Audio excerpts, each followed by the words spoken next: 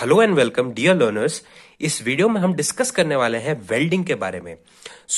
इससे पहले कि हम फुल डिस्कशन करें, मैं आपको एक हल्का सा ओवरव्यू दे देता हूं कि इस कोर्स में हम बेसिकली क्या टारगेट करने वाले हैं। तो बेसिकली जो वेल्डिंग है वो आप जानते हैं कि जैसा कि मैकेनिकल इंजीनियरिंग में एक बहुत ही इंपॉर्टेंट टॉपिक होता है, और वैसे तो सेमेस्टर में ये एक अलग से एक पूरा सब्जेक्ट होता है, एक सेमेस्टर पढ़ाया जाता है। लेकिन हम जो इस वीडियो में और आगे की जो फर्दर वीडियोस में बनाऊंगा उसके अंदर जो हम वेल्डिंग पढ़ेंगे वो हम इस तरीके से पढ़ेंगे कि जो हमारा गेट एग्जाम है उसको हम उसके जो क्वेश्चंस आते हैं मैकेनिकल इंजीनियरिंग से उसको हम इजीली हिट कर पाए। ठीक है, इस वीडियो के अंदर और आगे की जो फर्दर वीडियोस होंगी उसके अंदर हम कुछ क्वेश्चंस गेट मैकेनिकल के जो कि पूछे गए हैं प्रीवियस ईयर में, इंक्लूडिंग 2024 2023 जो कि रिसेंट ईयर्स थे, उनके भी क्वेश्चंस हम इन वीडियोस में डिस्कस करेंगे। और साथ ही साथ मैं आपको कॉन्सेप्ट्स भी बताऊंगा उनके पीछे, और हमारा जो मेन टारगेट रहेगा वो गेट ही रहेगा, और साथ ही साथ कुछ क्वेश्चंस हम ईएससी के भी लेंगे। लेकिन इसके अलावा जो अब हम बात करें कि दो एग्जाम्स और होते हैं, एसएससी और आरआरबी, तो देखिए उन एग्जाम्स को हिट करना थोड़ा सा डिफरेंट होता है, क्योंकि उसके अंदर मेनली जो अप्रोच होती है वो थोड़ी सी थ्योरेटिकल ज्यादा होती है। मतलब उसके अंदर आपको बेसिकली क्या होता है कि थोड़ी थ्योरी ज्यादा पढ़नी पड़ती है। जैसे कि मैं आपको एक एग्जांपल दूं कि जो गेट होता है, तो गेट में जब हम आप अगर एग्जाम देंगे या आपने दिया होगा तो आपने एक चीज नोटिस करी होगी कि मेनली जो वेल्डिंग से क्वेश्चन आते हैं मोस्ट ऑफ द टाइम, जैसे 2024 में एक क्वेश्चन आया था, वो क्वेश्चन हम इस वीडियो में डिस्कस भी करेंगे। वो थोड़ा सा थ्योरेटिकली था और वैसे वो बहुत बेसिक था। ठीक है, वो बेसिक क्वेश्चन था। तो वो क्वेश्चन जो थ्योरेटिकल होते हैं वो गेट में कम ही दिखाई देते हैं हमको। वेल्डिंग, कास्टिंग और मैन्युफैक्चरिंग में, मैन्युफैक्चरिंग के अंडर और ये प्रोडक्शन के अंडर ये सारी चीजें आती है। तो वो क्वेश्चंस हमें बहुत ही कम दिखाई देते हैं इन गेट एग्जाम जो थ्योरेटिकल होते हैं। तो मेनली जो गेट एग्जाम का जो फोकस होता है वो होता है आपके न्यूमेरिकल पे। तो न्यूमेरिकल हम डिस्कस करेंगे, और वो मेनली जो गेट में न्यूमेरिकल वेल्डिंग से आता है ना, वो दो टॉपिक से आता है। एक तो आर्क वेल्डिंग होता है और दूसरा होता है रेजिस्टेंस वेल्डिंग से। इन दोनों के अंदर हीट, मेल्टिंग एफिशिएंसी और मेल्टिंग एफिशिएंसी से बहुत सारे क्वेश्चंस आते हैं, और साथ ही साथ आपके ये मटेरियल रिमूवल रेट, ऐसे क्वेश्चंस आपको ज्यादा दिखेंगे इन वेल्डिंग में। ठीक है, गेट के अंदर ऐसे क्वेश्चंस ज्यादा दिखेंगे। बिसाइड्स इसके आपको कुछ क्वेश्चंस थ्योरेटिकल होंगे, वो भी आप हिट कर पाएंगे, क्योंकि अगर आपका कॉन्सेप्ट क्लियर है तो आप इजीली हिट कर सकते हैं। जैसे आर्क वेल्डिंग में आपको जो मिनिमम मैक्सिमम पावर रिक्वायर्ड, वो जो आर्क लेंथ, उसके भी क्वेश्चंस आपको दिखते हैं, जिसके अंदर आप ओपन सर्किट वोल्टेज और शॉर्ट सर्किट करंट का यूज लेते हैं, तो उसके भी आपको क्वेश्चंस दिखते हैं। ठीक है, तो इस तरीके से हम वो क्वेश्चंस भी आगे की वीडियोस में कवर करेंगे। लेकिन इस वीडियो में मैं बात करूंगा वेल्डिंग के बारे में। एक थोड़ा सा ओवरव्यू ले लेते हैं हम। ठीक है, तो वेल्डिंग जैसे कि आप जानते हैं कि तीन चीजें होती है, वेल्डिंग, ब्रेजिंग एंड सोल्डरिंग। ठीक है, तो जो वेल्डिंग होता है हमारा, वेल्डिंग के अंदर बेसिकली हमारे पास फिलर मेटल होता है, बेस मेटल होता है। ठीक है, जो हमारा बेस मेटल होता है, मेनली हम जो वेल्डिंग में ज्वाइन करते हैं सिमिलर मेटल्स को ज्वाइन करते हैं, डिसिमिलर को भी ज्वाइन किया जा सकता है, लेकिन मेनली जो हमारा फोकस होता है सिमिलर मेटल्स को ज्वाइन करना। ठीक है, इसके अंदर जो बेस मेटल होता है, जो जिसको हम मेल्ट करते हैं, तो जो टेम्परेचर होता है ना, वो ऑलमोस्ट आप बोल सकते हो कि 2500 degree Celsius to 3000 degree Celsius तक जा सकता है। ठीक है, ये चीज आपको बहुत ध्यान में रखनी है कि 2500 to 3000 degree Celsius, and it can go also about 3000 degree Celsius. ठीक है, 3000 डिग्री सेल्सियस से भी ऊपर जा सकता है। ठीक है, तो वेल्डिंग में हमारे पास ये होता है, मेनली टेम्परेचर इसके अंदर ज्यादा होता है। इसके अलावा जो दो चीजें होती है हमारे पास, ब्रेजिंग और सोल्डरिंग। तो जो ब्रेजिंग और सोल्डरिंग, एक चीज आप और ध्यान रखिएगा, जो वेल्डिंग में जो हमारा जॉइंट होता है ना, वो बेस मेटल से कई बार, बेस मेटल के इक्विवेलेंट तो उसकी स्ट्रेंथ होगी, लेकिन कई बार जो हमारा जॉइंट बनता है वो बेस मेटल से भी ज्यादा स्ट्रांग होता है। ठीक है, तो ये भी आप वेल्डिंग में ध्यान रखिएगा। उसके बाद वेल्डिंग की फिर डिफरेंट टेक्निक्स के बारे में बात करेंगे। उससे पहले आपको ब्रेजिंग और सोल्डरिंग भी बता देता हूँ। देखिए, जो ब्रेजिंग होता है ना, उसके अंदर भी हम बेस मेटल हो गया या फिलर मेटल हो गया, फिलर मेटल का उसमें भी यूज लेते हैं। तो ये ध्यान रखिएगा कि उसके अंदर जो हम हीटिंग करते हैं ना, उसका मैक्सिमम टेम्परेचर होता है, it can go up to 600 degree Celsius. 600 degree Celsius तक हम ब्रेजिंग के अंदर हीटिंग करते हैं। ठीक है, और ब्रेजिंग का जो जॉइंट होता है वो वेल्डिंग से तो वीक होता है, लेकिन सोल्डरिंग से थोड़ा ज्यादा अच्छा होता है। ठीक है ना, उसके अंदर हम जैसे कॉपर हो गया, एल्यूमिनियम हो गया, गोल्ड हो गया, आयरन हो गया, आयरन नहीं, स्टील हो गया, इन चीजों को हम डिसिमिलर मेटल्स को भी ज्वाइन कर सकते हैं with the help of brazing technique, जिसके अंदर मैक्सिमम हमारा टेम्परेचर कहां तक जा सकता है, 600 डिग्री सेल्सियस तक।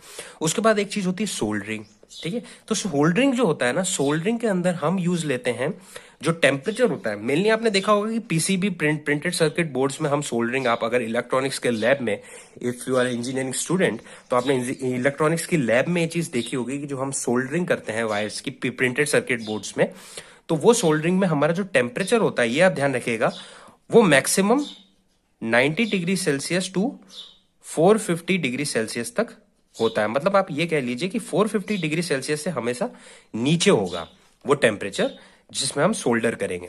ठीक है। तो सोल्डरिंग मेनली हमारे इलेक्ट्रॉनिक्स में इलेक्ट्रॉनिक डिवाइसेस को ज्वाइन करने के लिए यूज होती है। तो इस तरीके से आप देख सकते हैं कि मेनली जो डिफरेंस है वो टेम्परेचर का है। वेल्डिंग में सबसे ज्यादा होता है 2500, 300, 3000 degree Celsius, and it can go even more than 3000 degree Celsius. ठीक है। उसके बाद हमारा होता है ब्रेजिंग। ब्रेजिंग के अंदर 600 डिग्री सेल्सियस तक और 450 डिग्री सेल्सियस से हमेशा अबव होगा। ठीक है। 450 से 600 डिग्री सेल्सियस तक हमारा टेम्परेचर जा सकता है। उसके बाद सोल्डरिंग होता है।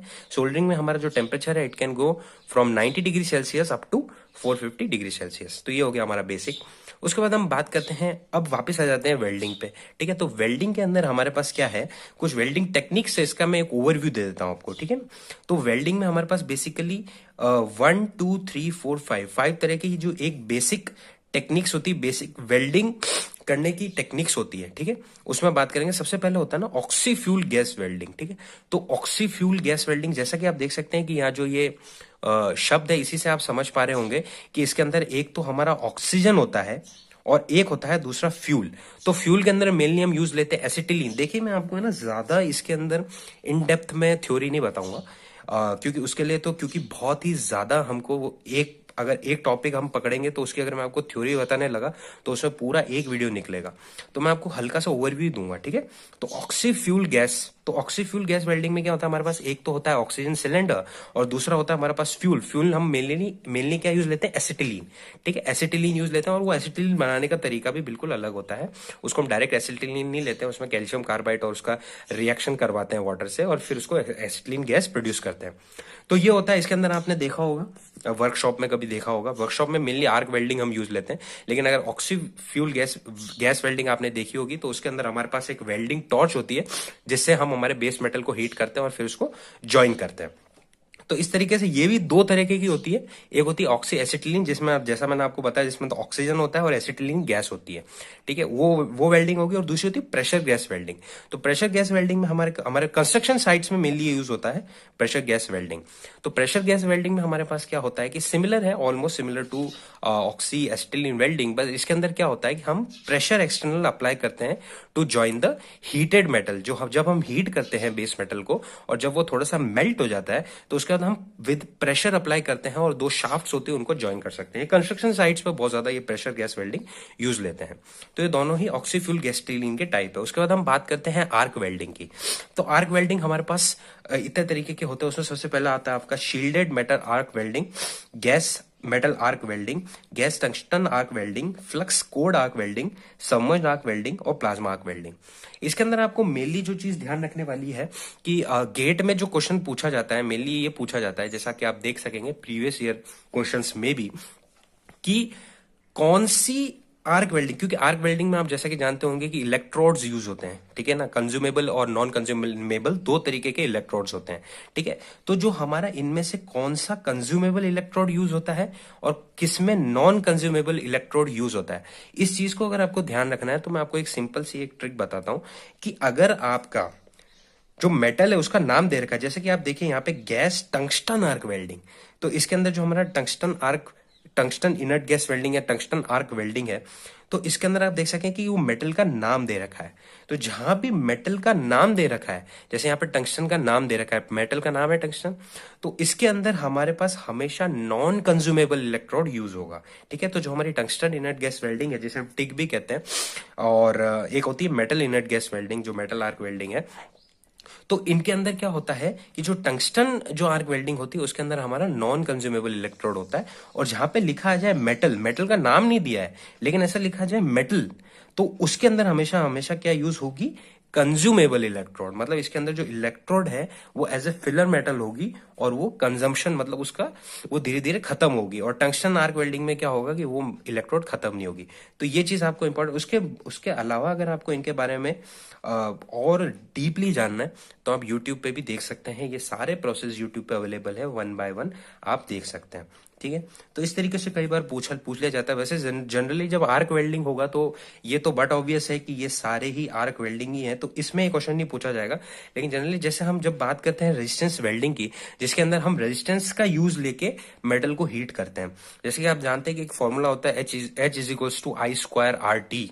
ठीक है, तो इसके अंदर इस फॉर्मूले के यूज करके हम मैथमेटिकल कैलकुलेशंस करते हैं। क्योंकि जैसा मैंने आपको पहले बताया था कि दो टॉपिक्स होते हैं हमारे आर्क जो वेल्डिंग में। सबसे पहला आर्क वेल्डिंग, जिसके अंदर मेल्टिंग एफिशिएंसी वगैरह कैलकुलेट करने के लिए हमारे पूरा प्रोसेस होता है, वो क्वेश्चंस हम फर्दर वीडियोस में डिस्कस करेंगे। और दूसरा हमारा रेजिस्टेंस वेल्डिंग से भी क्वेश्चंस आते हैं, जिसके अंदर जैसा कि आप देख सकते हैं यहाँ पे स्पॉट वेल्डिंग होता है। तो स्पॉट वेल्डिंग मेनली हमारा लैप जॉइंट होता है, उसके बीच में हम एक वेल्ड नगेट क्रिएट करते हैं, जिससे दो हमारे जो मेटल्स होते हैं जो वेल्डिंग मेनली शीट्स को ज्वाइन करने के लिए रेजिस्टेंस वेल्डिंग या स्पॉट वेल्डिंग यूज लिया जाता है। तो दो मेटल की शीट्स को ज्वाइन करने के लिए इन लैप जॉइंट हम यूज करते हैं रेजिस्टेंस स्पॉट वेल्डिंग। तो इसके जो कैलकुलेशंस होती है, जिसके अंदर हम कैलकुलेट करते हैं वेल्ड नगेट होता है, उसके वेरियस मेल्टिंग एफिशिएंसी वगैरह, ये सारी चीजें हम कैलकुलेट करते हैं। उसके बाद हमारा स्पॉट वेल्डिंग के जैसे सीम वेल्डिंग होता है। जैसे स्पॉट वेल्डिंग में हमारा एक सिंगल स्पॉट होता है, ठीक है ना, और सीम वेल्डिंग में हमारे पास एक सीरीज ऑफ स्पॉट्स होते हैं। ठीक है, इस तरीके से एक लाइन में स्पॉट्स होंगे, सीरीज ऑफ स्पॉट्स। और इसके अंदर जो हमारा जो इलेक्ट्रोड होगा वो electrode in the form of roller होगा, रोलर की तरह हमारा इलेक्ट्रोड होगा इन सीम वेल्डिंग। जबकि स्पॉट वेल्डिंग में हमारा सिंगल जो इलेक्ट्रोड होता है सिमिलर टाइप का होता है। ठीक है, लेकिन सीम वेल्डिंग में जो हमारा इलेक्ट्रोड एक रोलर की तरह होता है, तो वो रोलर रोटेट करेगा और ऐसे छोटे छोटे स्पॉट्स को क्रिएट करेगा। तो ये सीम की तरह एक तरह से एक्ट करेगा, तो ये सीम बन जाता है। जैसे बॉल की सीम होती है ना, आप देखा होगा आपने, जो हमारी क्रिकेट बॉल होती है उसके ऊपर वो सीम होती है, उसी तरीके से सीम वेल्डिंग होती है। उसके बाद हमारा प्रोजेक्शन वेल्डिंग होता है, जिसके अंदर हम एक प्रोजेक्शन क्रिएट करते हैं और प्रोजेक्शन से ही हम हीटिंग करते हैं। जो हीटिंग करने के बाद वो प्रोजेक्शन होता है, वो प्रोजेक्शन एक फ्लैट सरफेस बन जाता है। तो वो सिमिलरली वो ज्वाइन कर देता है दो मेटल शीट्स को, तो हमारा प्रोजेक्शन वेल्डिंग होता है। उसके बाद अपसेट वेल्डिंग होता है। अपसेट वेल्डिंग हम बट ज्वाइन करने के लिए यूज लेते हैं। ये जितने सारे प्रोसेस हैं, spot welding, seam welding, projection welding, ये मेनली लैप जॉइंट्स के लिए होता है। लेकिन हमारा जो अपसेट वेल्डिंग होता है वो हमारा बट वेल्डिंग के लिए होता है। बट वेल्डिंग मतलब दोनों को, दो मेटल्स को इस तरीके से ज्वाइन करते हैं। ठीक है, तो इस तरीके से हम ज्वाइन कर सकते हैं with the help of upset welding. Upset इसलिए कहते हैं क्योंकि इसके अंदर जब हम ज्वाइन करते हैं तो सबसे पहले रेजिस्टेंस की वजह से जो मेटल को पिघला देते हैं, और वो पिघलने के बाद हल्का सा उसको प्रेशर देते हैं। तो जैसे ही प्रेशर देते हैं तो सरकमफेरेंस से थोड़ा सा जो मोल्टन मेटल होता है ना, वो थोड़ा सा आउटवर्ड की तरफ आ जाता है। फिर उसको मशीनिंग करके हम हटा सकते हैं, आप जानते ही हैं। तो अपसेट वेल्डिंग होता है। उसके तरह से फ्लैश वेल्डिंग और परकशन वेल्डिंग होता है। तो मेनली आप देख सकते हैं कि ये भी कैलकुलेटिव पार्टी होता है गेट के अंदर। इससे क्वेश्चंस पूछे जाते हैं, वो थोड़े से न्यूमेरिकल क्वेश्चंस पूछे जाते हैं रेजिस्टेंस वेल्डिंग से। उसके बाद हमारा सॉलिड स्टेट वेल्डिंग होता है। अब सॉलिड स्टेट वेल्डिंग से कैसे क्वेश्चन आएंगे कि सॉलिड स्टेट वेल्डिंग कितने तरह की होती है, ठीक है ना। इसके अंदर सबसे पहले हम पढ़ते हैं cold working solid state welding, friction solid state welding, diffusion welding, hot force welding. तो ये सारे सॉलिड स्टेट वेल्डिंग है, ठीक है। अब सॉलिड स्टेट वेल्डिंग में आपको ये पूछ सकता है, इसमें इस तरीके से क्वेश्चन बन सकता है अगर थ्योरेटिकल क्वेश्चन होगा तो, कि जो फ्रिक्शन वेल्डिंग है वो क्या सॉलिड स्टेट वेल्डिंग है, या diffusion welding is a type of what, is a type of solid state welding, hot force welding is a type of what, is a type of solid state welding. तो solid state welding आपको इस तरीके से gate में question आ सकता है कि which of the following is solid state welding. तो उसके अंदर आपको ऑप्शन दे दिया जाएंगे आर्क वेल्डिंग, ऑक्सीस्टिलीन गैस वेल्डिंग, और एक क्वेश्चन दे दिया गया फ्रिक्शन वेल्डिंग। तो आप इजीली फ्रिक्शन वेल्डिंग को टिक करके अपना आंसर सही कर सकते हैं। ऐसा क्वेश्चन आया हुआ भी हम डिस्कस भी करेंगे आगे की वीडियोज में।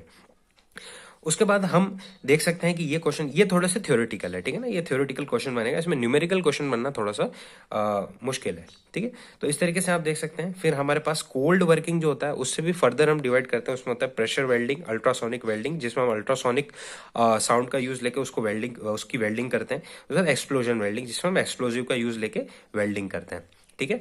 उसके बाद सॉलिड स्टेट वेल्डिंग के बाद हमारे पास कुछ जो होती है ना स्पेशल वेल्डिंग टेक्निक्स होती है, जिसको हम यूनिक वेल्डिंग भी कहते हैं। तो यूनिक वेल्डिंग में आप देख सकते हैं कि हमारे पास थर्मिट वेल्डिंग हो गया, जो हमारे रेलवे ट्रैक्स होते हैं उनको हम वेल्ड करते हैं with the help of thermite welding. आपने सुना होगा, जिसमें हम 1 part of aluminium and 3 part of ferrous oxide use लेते हैं, दोनों की रिएक्शन कराते हैं, और it is highly exothermic reaction, बहुत ज्यादा हीट प्रोड्यूस होती है, उससे हम वेल्डिंग कर लेते हैं। और सबसे ज्यादा हीट प्रोड्यूस होती है, यू वोंट बिलीव कि इसमें इतनी ज्यादा हीट प्रोड्यूस होती है, even more than arc welding और जो ऑक्सीफ्यूल गैस वेल्डिंग, उससे भी ज्यादा हीट इसमें प्रोड्यूस होती है थर्मेट वेल्डिंग में। ठीक है, तो थर्मेट वेल्डिंग हम रेलवे ट्रैक्स को वेल्ड करने के लिए मेनली यूज लेते हैं। उसके बाद हमारे पास लेजर बीम वेल्डिंग होता है। लेजर बीम वेल्डिंग में सबसे कम हीट अफेक्टेड जोन बनता है। ठीक है, सबसे कम हीट अफेक्टेड जोन बनता है हमारा लेजर वेल्डिंग में। उसके बाद लेजर वेल्डिंग की जो पेनिट्रेशन पावर है वो भी काफी अच्छी होती है, काफी ज्यादा मेटल को डीपली पेनिट्रेट कर पाता है। ठीक, हीट अफेक्टेड जोन कम बनता है। लेजर बीम वेल्डिंग में हम इलेक्ट्रॉनिक्स डिवाइसेस को भी वेल्ड करने के लिए लेजर बीम वेल्डिंग यूज लेते हैं। प्लस इसके अंदर कोई भी हमारा वैक्यूम यूज नहीं होता है, वैक्यूम हम यूज नहीं लेते हैं लेजर बीम वेल्डिंग में, जबकि इलेक्ट्रॉन बीम वेल्डिंग में हम एक वैक्यूम बेस्ड एनवायरमेंट यूज लेते हैं। उसके बाद इलेक्ट्रोस्लैग वेल्डिंग हो गया, फ्लैश वेल्डिंग हो गया, इंडक्शन वेल्डिंग हो गया और इलेक्ट्रॉन बीम वेल्डिंग हो गया। ये होगी कुछ स्पेशल वेल्डिंग टेक्निक्स। अगर आपको इनके बारे में और भी डीपली अगर जानना हो तो हम इसको यूट्यूब पे इजीली आप वीडियोस देख सकते हैं, उससे इजीली आपको और भी अच्छा समझ आएगा। और मैं आपको रिकमेंड करूंगा कि प्लीज आप जाके इन सब की एक एक वीडियो देखिए, ताकि आपको और इजीली क्लियर हो, कि जब तक आप इसको प्रैक्टिकली नहीं देखेंगे तो आपको उतना अच्छा समझ नहीं आएगा। ठीक है, तो इस वीडियो में मैंने आपको हल्का सा ओवरव्यू दे दिया कि इतने सारे तरह की वेल्डिंग टेक्निक्स होती है। उसके बाद हम एक क्वेश्चन भी डिस्कस कर लेते हैं। बेसिक क्वेश्चन आया था गेट 2024 में जी के। ठीक है, तो ये है तो काफी बेसिक क्वेश्चन, बट इसमें गलती होने के चांसेस भी ज्यादा है। अगर आपने बेसिक नहीं पढ़ा होगा ना तो आप इसमें गलती कर सकते हो। ठीक है, तो क्वेश्चन क्या था? क्वेश्चन इस तरह का था, most suitable electrode material used for joining low alloy steel. ठीक है, क्या ज्वाइन करने के लिए? Low alloy steel. Low alloy steel using gas metal arc welding process is. तो इसमें ये पूछ रहा है कि सबसे ज्यादा सुटेबल मटेरियल क्या होगा जिसमें हमको ज्वाइन करना है लो एलॉय स्टील को। ठीक है, किसको ज्वाइन करना है हमको? लो एलॉय स्टील को। तो उसके लिए सबसे सुटेबल मेटल इन फॉलोइंग में से कौन सा होगा? तो पहला ऑप्शन था हमारा कॉपर, दूसरा था कैडमियम, तीसरा था लो एलॉय स्टील और चौथा था टंगस्टन। ठीक है, तो अब इसके अंदर अगर बेसिक नहीं पढ़ा होगा कि वेल्डिंग में जो हमारा जो फिलर मेटल होता है ना, जो, क्योंकि आप देख सकते हैं कि यहाँ पे हमारा क्या है, गैस मेटल आर्क वेल्डिंग है। ठीक है ना, तो गैस मेटल आर्क वेल्डिंग आपने जैसे ही देखा कि मेरा क्या है, मेटल आर्क वेल्डिंग, तो मेटल आर्क वेल्डिंग में हमारा क्या यूज होगा? Consumable electrode. क्या यूज होगा? मैंने आपको क्या बताया था कि ये सिंगल, आप इससे रिमेंबर कर सकते हैं कि अगर हमारा टंगस्टन मेटल का नाम दे रखा है तो उसमें क्या होगा? Non consumable electrode. लेकिन यहाँ पे मेटल का नाम तो नहीं दे रखा, केवल लिख रखा है गैस मेटल आर्क वेल्डिंग, तो मेटल का नाम तो नहीं है, केवल मेटल लिख रखा है। तो इसमें हमारा कौन सा यूज होगा? कंज्यूमेबल इलेक्ट्रोड, है ना। तो टंगस्टन में क्या होता है? Non consumable electrode. तो इस तरीके से आप इसको रिमेंबर कर सकते हैं। तो जो हमारा कंज्यूमेबल इलेक्ट्रोड होगा तो वो एक्ट करेगा एज अ फिलर मेटल। और मैंने आपको बताया कि जब हम वेल्डिंग करते हैं तो जो हमारा बेस मेटल है और जो फिलर मेटल है, उन दोनों का केमिकल कॉम्पोजिशन ऑलमोस्ट सेम होता है। ठीक है, तो इस तरीके से आप इजीली आइडेंटिफाई कर सकते हो कि भाई कॉपर तो होगा नहीं, क्योंकि कॉपर और लो एलॉय स्टील का कंपोजिशन सेम नहीं होता, कैडमियम हो नहीं सकता, तो इसका आंसर होगा लो एलॉय स्टील। तो लो एलॉय स्टील ही हम यूज करेंगे, किसका? मोस्ट सुटेबल इलेक्ट्रोड, जो इलेक्ट्रोड होगा वो लो एलॉय स्टील का ही होगा, क्योंकि कंज्यूमेबल है तो as a filler metal act करेगा। तो फिलर मेटल एक्ट, अगर हमको फिलर मेटल यूज लेना है तो उसका भी कंपोजिशन सिमिलर होना चाहिए बेस मेटल के साथ। तो हमको बेस मेटल हमारा क्या है? लो एलॉय स्टील। तो हमारा फिलर होगा, हमारा फिलर मटेरियल जो कि इलेक्ट्रोड है वो क्या होगा? वो भी लो एलॉय स्टील होगा। तो इसका आंसर क्या था? लो एलॉय स्टील। लेकिन काफी लोगों का ये क्वेश्चन गलत हो गया था। तो इसे सिंपल, अगर आपको वेल्डिंग की डेफिनेशन भी आती होगी ना, अगर वेल्डिंग आपने बेसिकली वेल्डिंग का कंसेप्ट भी आपको जानता होगा ना, बेसिक जो कंसेप्ट है कि हम क्या यूज लेते हैं, किस तरीके से मेल्ट करते हैं, फिलर मेटल क्या होता है, उसका कंपोजिशन बेस मेटल सेम होता है या नहीं होता, तो अगर आपको वो चीज भी पता है तो भी ये क्वेश्चन आप इजीली सॉल्व कर सकते थे। 1 मार्क का क्वेश्चन आया था तो ये गलत हुआ था काफी लोगों का। तो ये बेसिक क्वेश्चन है, इस तरीके से आते रहते हैं गेट में, कंसेप्चुअल क्वेश्चन आते हैं। ठीक है, तो इस वीडियो में मैं चाहता हूं कि बस इतना ही हो। उसके बाद हम क्वेश्चन सॉल्व करेंगे नेक्स्ट वीडियो में, जो कि होगा आर्क वेल्डिंग के। तो आर्क वेल्डिंग के 2-4 तरह के क्वेश्चन आते हैं, जिसके अंदर जो हमारा आर्क, जिसके अंदर open circuit voltage, short circuit current, maximum power, तो इस तरीके से आर्क लेंथ के क्वेश्चंस आते हैं, वो क्वेश्चन सॉल्व करेंगे। उसके बाद मेल्टिंग एफिशिएंसी, हीटिंग एफिशिएंसी, उनके भी क्वेश्चंस हम सॉल्व करेंगे इन द नेक्स्ट वीडियो। तो होप आपको वीडियो ये पसंद आया होगा। एक तरह से ये ओवरव्यू था पूरा जो नेक्स्ट वीडियोस हम वेल्डिंग के करने वाले क्वेश्चंस का। तो I hope you enjoyed it. और अगर आपको अच्छा लगा है तो प्लीज लाइक द वीडियो और चैनल को सब्सक्राइब कर सकते हैं अगर आप चाहते हैं तो। थैंक्स।